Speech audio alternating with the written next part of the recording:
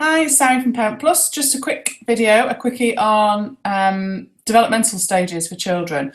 The reason we cover this at Parent Plus and why I think it's so important is because our children go through various stages of development, and there's lots of different theories out there, and there's lots of similarities across all of them. The one we like to use particularly is Pam Levin, fits in really nicely with TA psychotherapy, which is where we were trained, and that's the training that we continue really to use the majority of the time. So, okay, so there's various different stages. So why are they important? Well, sometimes kids can say things or do things that can frighten the life out of us. I mean, you may not have experienced this as yet, don't know how old your children are, but I certainly have. My daughter has said certain things to me that instill utter fear and panic in me, but I know it's about my own stuff.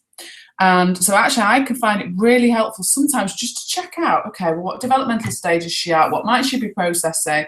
Actually, that's okay. It's not as scary as it sounds. So I'll give you an example of, I've had lots of examples also from other parents and people tell me, so I'm just going to give you a general example here, whereby say your child is saying things like that, then, or say they get into a certain stage in their development where they have what we call magical thinking. They're starting to realise cause and effect and how their thoughts can affect things in life, and actually that they can think certain things and it doesn't necessarily mean that they're going to happen, and all that kind of thing. So for example, it may be that your child might say something like, if I don't count to 10 in my head really quickly, something bad's going to happen.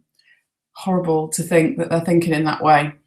Also, another example might be that your child might say, I keep telling myself in my head, if I don't do something, I'm going to die. Now that sounds awful and really extreme.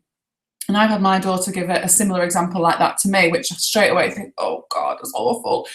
But actually it's part of their development stage and their magical thinking. They're really realising actually the power of their mind and that they can think things. And the one thing that kind of made me then realise, actually, this, you know, I need to not worry too much about this, the developmental stage, is when she actually said to me, and I know it's not true, Mum, because I've thought like that before and I haven't died, so I know it's not true. So you can then start to see that they're bringing in the reality into the situation as well. But they are going to explore, and they're going to have very magical thinking. It's very normal.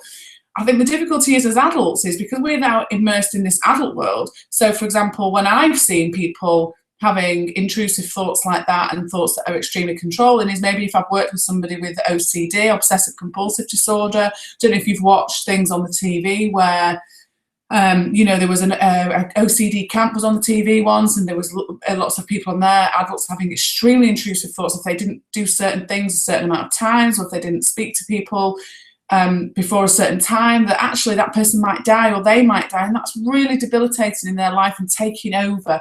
And actually that's where it then becomes a problem. But when you've got somebody that's just started school, or even earlier than that, actually can start noticing thoughts like that, they're not a concern, they're part of a developmental stage. So really that's why we do it. We want you to understand what developmental stages are and the importance of them, because they can actually distill quite a lot of fears that we can have as a parents of how our children are behaving, what it is they're doing, why are they seeming anxious, why are they crying, maybe they're going through a period of developmental stage where they're trying to separate out from you, but also there's a part of them that doesn't want to. So there's all sorts of things that they can do and ways that they can behave, things they can say, ways they can feel, that to parents can be quite scary, and we think, oh, are we doing it right? What are we doing? But actually these are just natural progressions and stages that they're going to go through, which is why we cover a whole module in that in our club, because we want you to understand what stages your child's going to go through.